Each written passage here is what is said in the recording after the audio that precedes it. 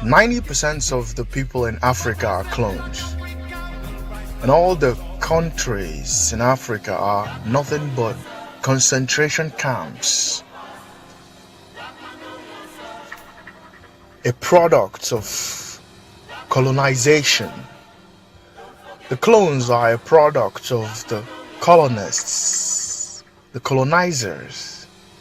Notice colo in colonization.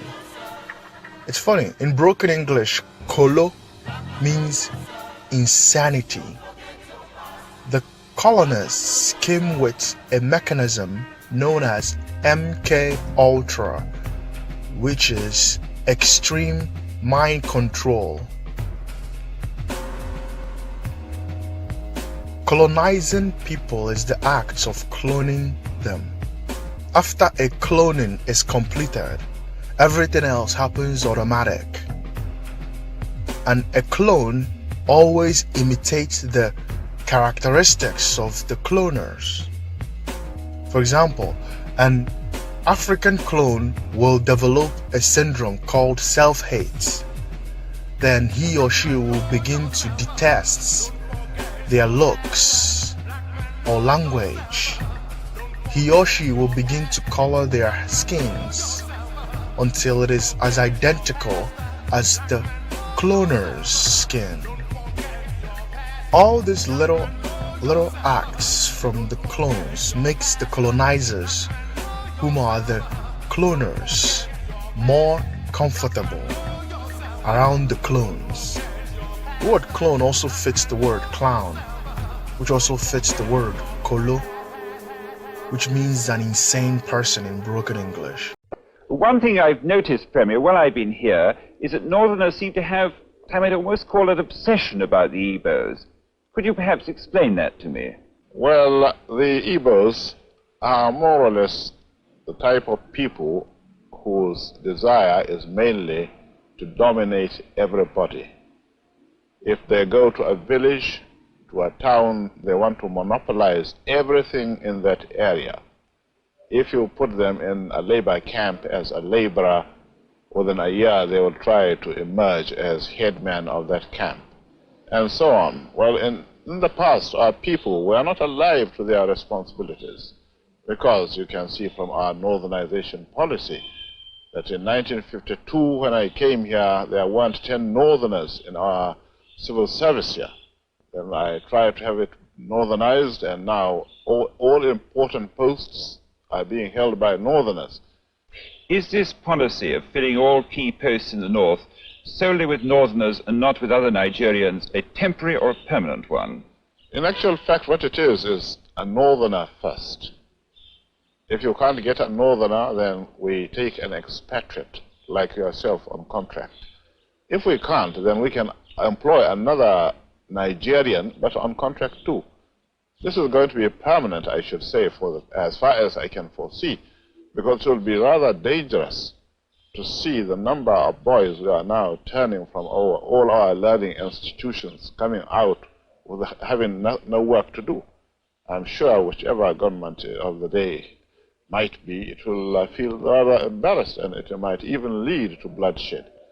Doesn't this damage the idea, sir, of all people in all regions in Nigeria being fellow citizens of one country? Well, it might, but you are, new to our region, but how many northerners are employed in the east or in the west? The answer is no. And if there are, there may be 10 laborers employed only in the two regions. African Independence Day are all a joke, because the masses are still thinking like the colonizers managing their intelligence. The colonizers are managing their intelligence. In order for Africa to be free to explore, you have to start looking at the sources, cause of all Otochon problems by the imperialists. All the Otochon problems were created by the imperialists.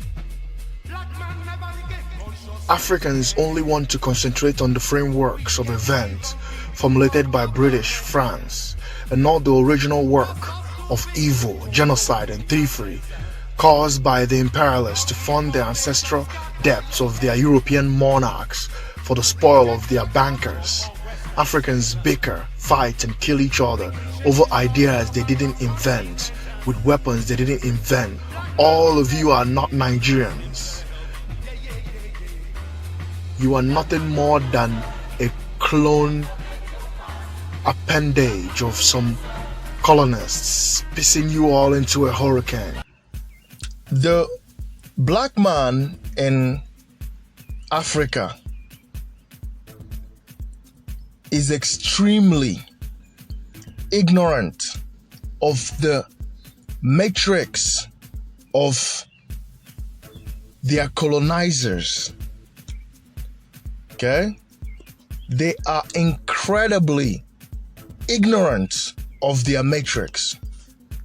When you look at the interview of Ahmadu Bello in 1960, his hate speech on Igbo people, when you watch that hate speech, you will always notice that the person that is interviewing him was from the British Empire. And then, if you fast forward to 1966 and watch the interview of Nzogwu, explaining how they committed the coup. When you watch that video, you will notice that the person that is interviewing him was from the British Empire.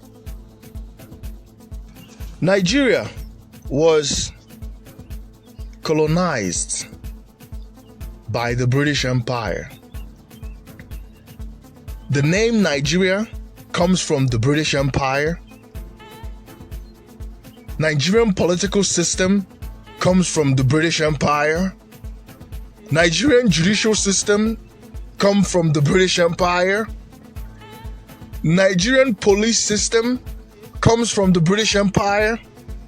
Nigerian military system comes from the British Empire. There is nothing about Nigeria that is African, that comes from the culture of Africans. Everything that they do comes from the British Empire.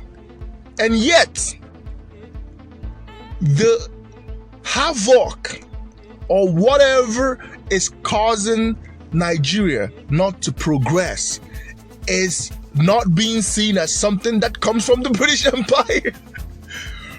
Whatever that is creating the unprogressiveness of Nigeria, the Nigerians are not even thinking that this comes from the British Empire.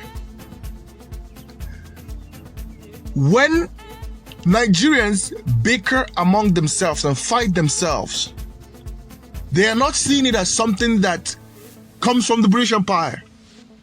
The hatred that they have over amongst themselves, they are not seeing it as something that comes from the British Empire.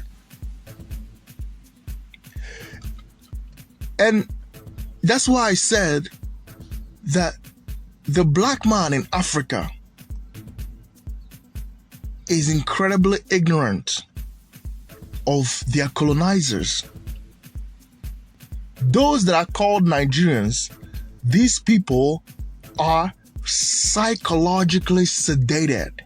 Okay, they are so detached from the reality of the foundation that created what they are today.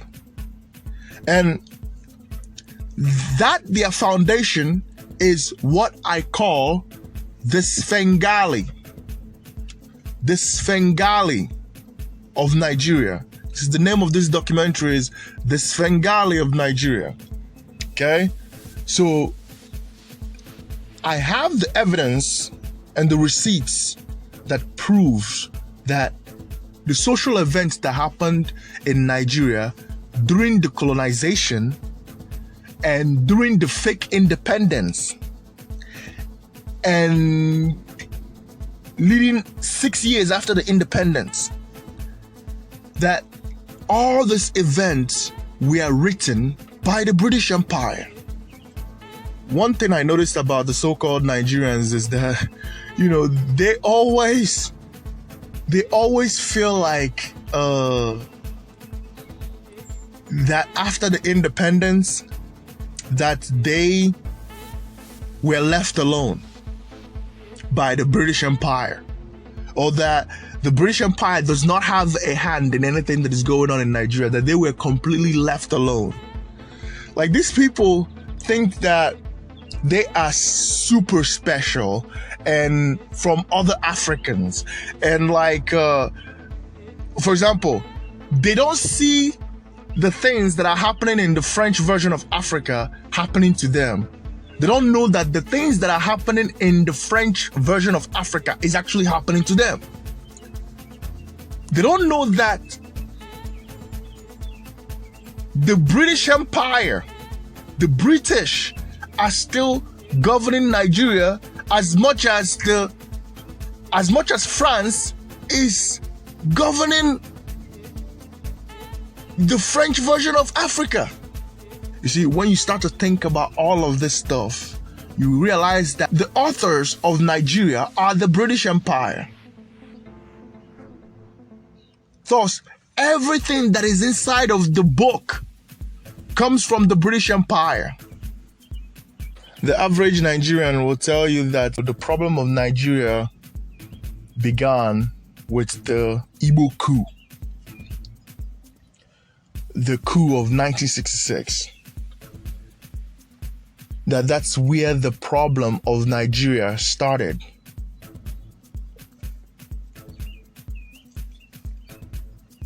But the problem of Nigeria goes way deeper than that. It goes way deeper than that.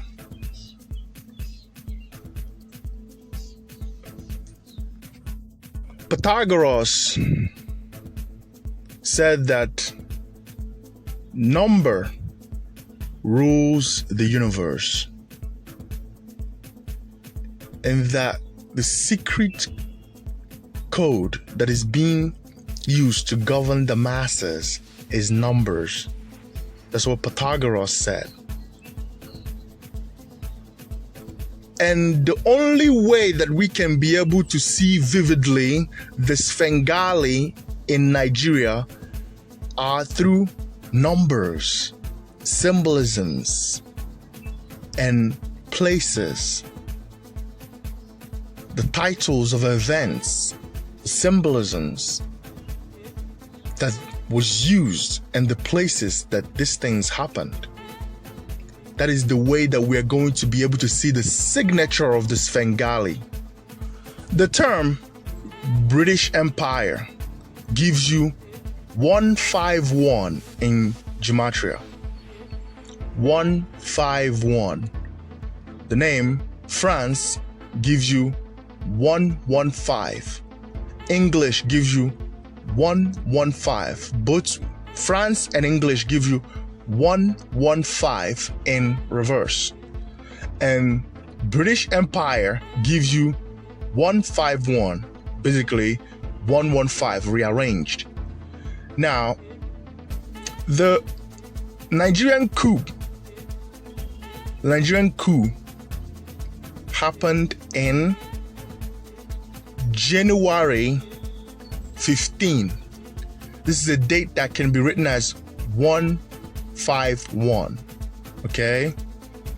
January 15 is 151. That is 15th, the 1st of the 15th, or the 15th of the 1st.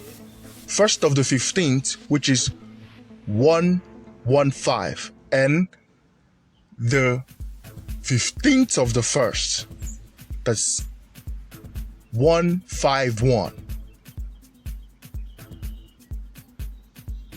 That is January 15. January 15 leaves 350 days left in a year. Esoterically, zeros are irrelevant. Thus, 350 is 35. The word Svengali is 3-5 in Pythagoras cipher.